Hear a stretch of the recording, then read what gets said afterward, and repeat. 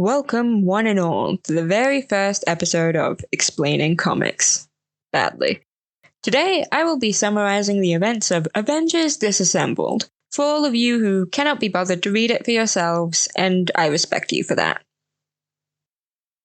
According to the reading order I found, the beginning is with 1998's Iron Man run. Some quick context here: Iron Man's the US Secretary of Defense, and there's an Avengers embassy. But not much else happens that I deem important enough to mention. So we move on to 2003's Spectacular Spider-Man run, where good old Pete and Captain America team up together. Spidey also gets sexually harassed a whole bunch. Seriously, do not read the Spider-Man issues of this event if the topic of sexual harassment/assault makes you uncomfortable. Peter does make light of this incredibly disturbing event, though. I've quickly come to learn I definitely should have gone into this with a bit more context, but this hopefully makes for better content. Either way, you saw the title and still clicked on it, so whose fault is it really? On that note, Spidey's turned into a spider. Ew. Go to this time if you want to skip some gross spider imagery. During this, the creepy lady is trying to bomb New York City and drops an entirely different bomb of a pregnancy announcement. Congrats, Spidey, you're gonna be a mother. I still have no clue how this ties into Avengers Disassembled, but it's in the reading order and it's hilarious, so it stays in the video. Spider-Peter dies before he can have his children, so the creepy lady decides to bomb the city immediately. However, Peter appears to birth his human body from his spider body. I'm taking this to mean he was pregnant with himself, the Substance style. Was this Marvel's really convoluted way to give comic Peter organic webs like in the Raimi movies? Apparently, yes, it was. Also, I have no way to put this in my script naturally, but enjoy this beautiful line. Ending the Spider-Man part of this event, Spidey basically kills the creepy lady who impregnated him and saves New York. Just an average Tuesday. Next up is 1998's Thor, where we immediately begin with the story of how Mjolnir being forged killed the dinosaurs. I'm also going to be completely honest here and say I struggled to read the Thor font, and also just Thor comics in general. So I'll be skipping this part since I'm pretty sure it's not that important, but if you want to read it yourself, then go for it. I feel like the most valuable piece of information here was Mjolnir killing the dinosaurs, at least for me. After the Thor issues, we go to 2004's Captain America and the Falcon, where they start off doing some sort of CIA mission. The team here seems to consist of good old Cap, Falcon with a gun, and cab driver Scarlet Witch. Speaking of Falcon having a gun, he is not afraid to use it, as in, he shot a man. Technically he was wearing a vest, but still. Meanwhile, Cap keeps having PTSD flashbacks, mostly about Bucky, and Wanda decides the best way to help someone suffering from traumatic memories is by kissing him. This whole thing was very awkward to read through, but kind of funny as soon as you remember anyone could have walked into seeing this. The next issue starts with multiple shots of Wanda looking gorgeous, then this part. I was already uncomfortable, and now it's 5 times worse. Second ew of the video goes to these two. While those two are in their creepy honeymoon phase, Sam's basically gone insane. Still sane enough to be disturbed by Steve and Wanda though. And I take that back immediately. It gets convoluted, as apparently Steve either hallucinated everything with Wanda, or she's really going for gaslight gatekeep girl boss. It's with that strange moment that finally, we get to 1998's Avengers, officially beginning Avengers Disassembled. We start off either in the Avengers Embassy or the Mansion. I'm honestly not sure if they're the same place or not at this point. When barging on in is the dead Jack of Hearts, who does indeed look very dead. Ant-Man, Scott Lang, goes to see Zombie Jack in person, then Jack promptly explodes. Rest in peace, Scott, you should have stayed away from zombies. Maybe you'll even become one if you're lucky. Meanwhile, Mr. Secretary of Defense is at the UN giving a speech, only to completely lose his shit over the Latvian delegate being there, finally showing off his long-hidden xenophobia towards Europeans. He also expresses his hidden dream of turning Latvia into a giant Disneyland, which surely Dr. Doom won't take offense to. For the first time in years, Tony has finally taken the achievement of being the worst person in the room away from Hank Pym, as he threatens to kill a guy in front of the entire UN. Turns out Tony got back to drinking. There goes however many weeks of sobriety he had. I have to give him credit for this line to Hank, though. Only he says he's had nothing to drink, which I definitely believe. Sure you have it, buddy. That plus these shadowed panels of Wanda surely have no meaning together. Totally. Time catches up as the rest of the team finally learns about the suicide bomber zombie that killed Ant-Man. R.I.P. There's even a Quinjet coming to help. Really fast. It could slow down a little. Oh, nope. Vision has dive bombed them. He then says some really foreboding shit before he turns into a zombie? Have I accidentally been reading Marvel Zombies this whole time? Nope, he just gave birth to Ultrons. There's only been 2 male pregnancies in this storyline so far, and personally, I'm really hoping for a third to round it out. The Avengers don't know what's happening, and frankly, neither do I, but at least I'm having fun while She-Hulk's having a psychotic break. Vision's weird melted zombie corpse is ripped in half, making him even more dead than he already was. Wasp tries to get She-Hulk to see reason, but she gets slapped away as if they were married. Sticking to her family values, She-Hulk then may or may not have killed Captain America via Jeep. The issue officially ends with a super sketchy moment between 2 people with very chapped lips. We then start the next issue with Tony dealing with the consequences of his rampant xenophobia, getting fired as a billionaire. Terrible. Going back to Cap's inevitable demise through a car advertisement, She-Hulk has started looking pretty zombie-like if I had to say so myself. Alas, Cap's shield protects him from the Jeep, and he doesn't die in what would probably be the funniest death he's ever had. Tony finally arrives and takes out his rage over the president firing him onto She-Hulk. Apparently his rage is so strong he knocks her out with one punch. Damn, maybe alcohol is his version of Red Bull. It gives him wings. Hank overcompensates for something when he easily couldn't have, sees his ex-wife is injured without his permission, and takes her to the hospital while also flattening multiple cars on his way. Now She-Hulk is in S.H.I.E.L.D. custody where they apparently stripped her of clothes and removed all muscle definition. Scott's in the morgue after spontaneous disintegration, fancy way of saying he went boom, and Vision's in a box like the discontinued toaster he is. Meanwhile, Wasp's in a severely oversized bed when she easily could have been just as comfortable on a tissue pack. How much medical equipment do you think was made specifically for this one really, really tiny person? Janet's got a huge medical bill to look forward to if she lives, and a really annoying ex too. Seriously, Hank needs to just not. He somehow makes this about himself too. Classic. The remaining Avengers, of which there were only 4 here, try to figure out what the hell is going on. They start thinking that Hank's evil robot son might be behind everything. Then Falcon gets Hulkist, which fits with what we've already seen of him in this video. Tony doesn't exactly believe Ultron did it because how on earth could a robot have gotten him drunk? That's what society will be asking in 10 years, by the way.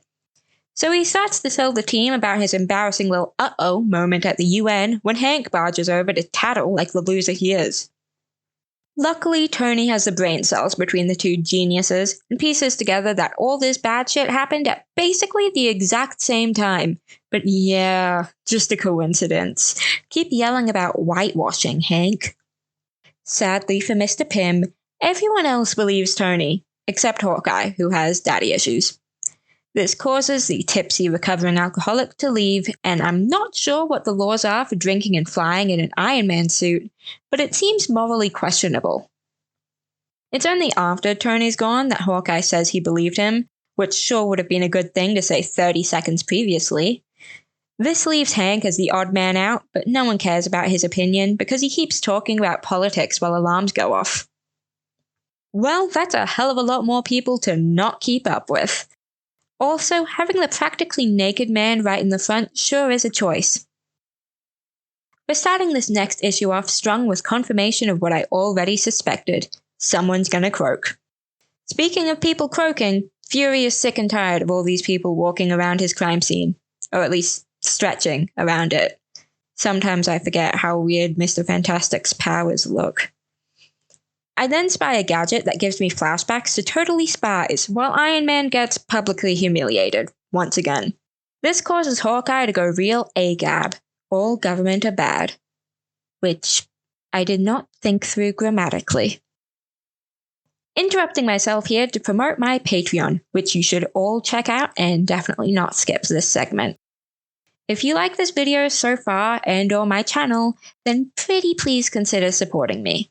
The lowest tier is just $2 US. That's like the same price as a single lollipop. Man, the economy's in shambles. But my lowest tier alone offers voting on my upcoming videos and edited videos of me sucking at games, mostly Marvel Rivals. Those videos can range anywhere from 20 minutes long to an hour, so it's a whole new range of content to experience.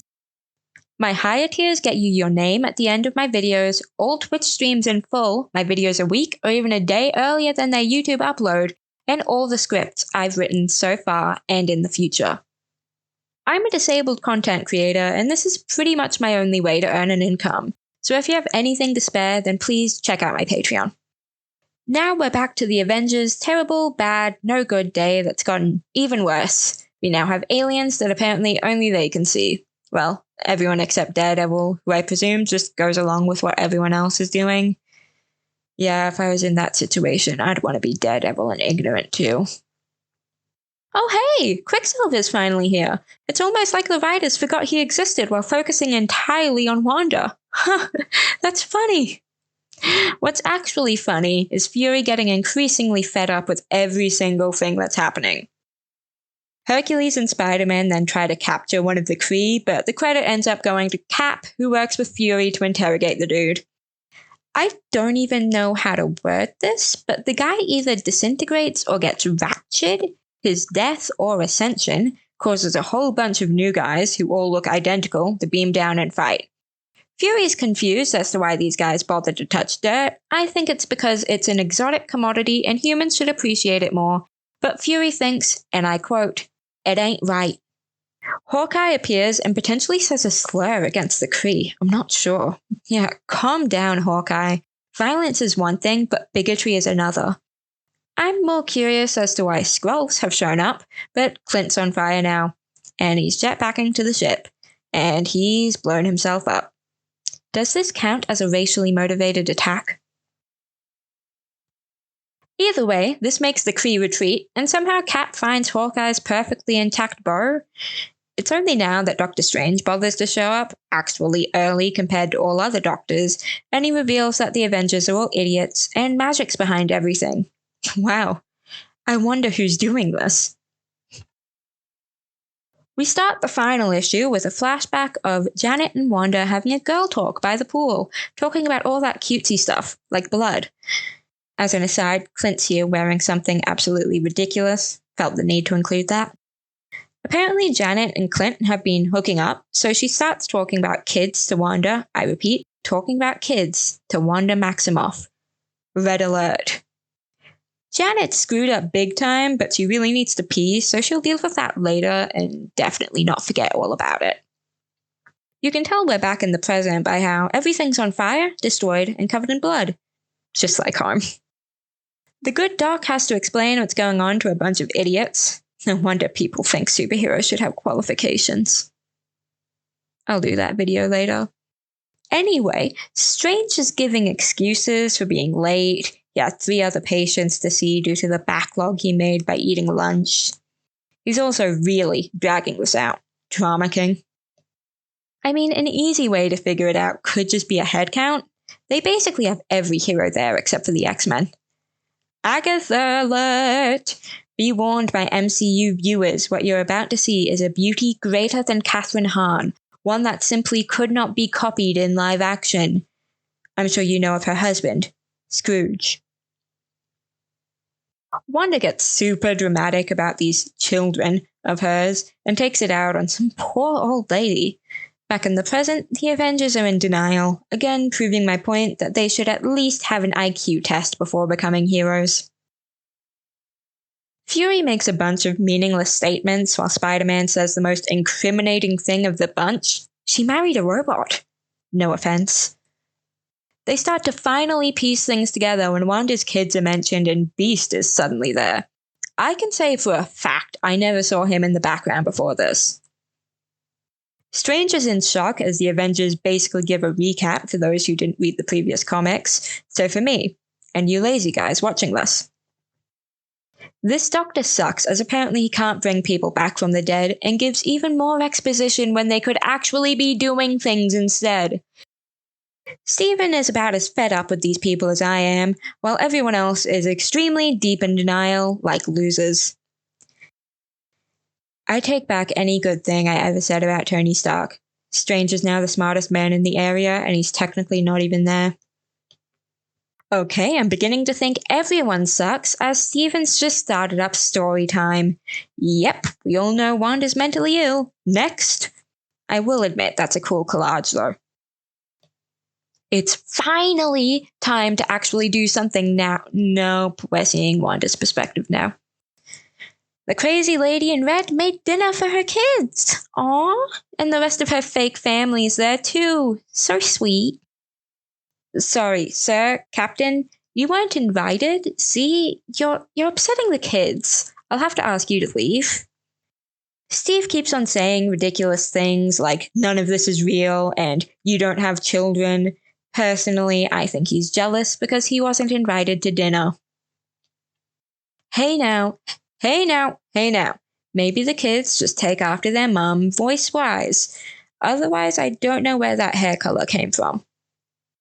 Also, I'm still not entirely sure on whether or not they actually slept together or if Steve hallucinated that whole thing.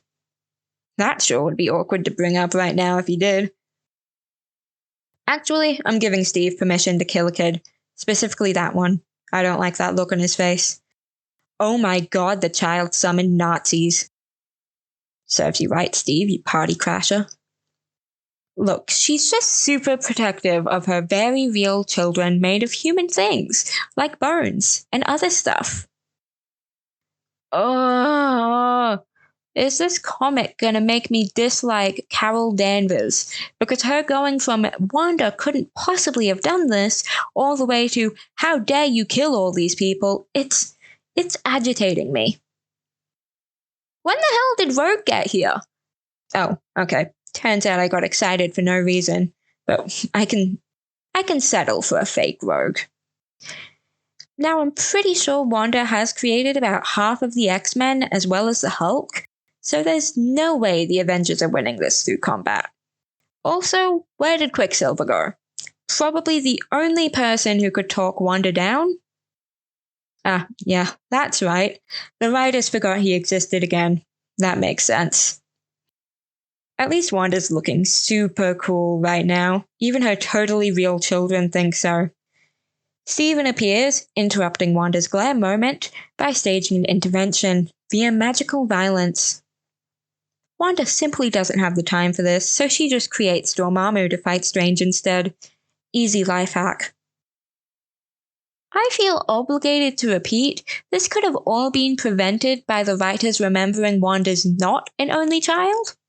Strange is the second best option though, as he pulls out his intervention letter and blinds Wanda with it, knocking her out with the power of "we need to talk." Wanda might be brain dead now, but we'll ignore that. Turns out her super real family dinner was a lie and only Agatha bothered to attend. Oh my god, I knew I was reading Marvel Zombies. Back to Wanda and her coma, guess who finally shows up? Just like all dads, he showed up after all the hard work was done to claim all the credit. This would be a more meaningful moment for me personally if Magneto had another kid, maybe even a twin to Wanda. But alas, that's about as real as Wanda's children. Now that the evil crazy lady who had no justified reason to do everything she did is gone, time for the Avengers to be sad. This would be the perfect moment to say, Avengers Nope, hold on, there's more to this.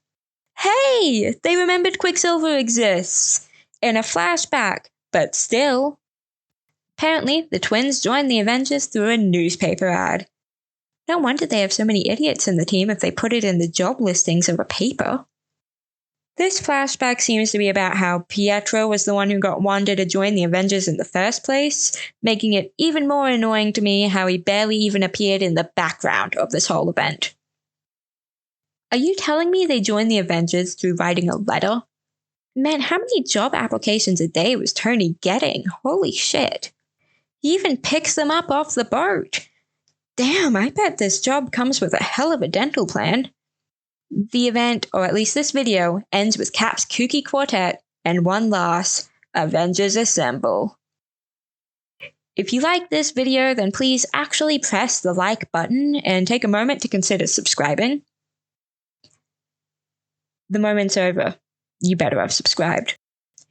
If you want to support me, then please check out my Patreon in the description below and my Twitch, where I stream sporadically and without warning. Thanks for watching, and be sure to comment below any comics you want me to explain badly. I'm still pissed about Pietro, by the way.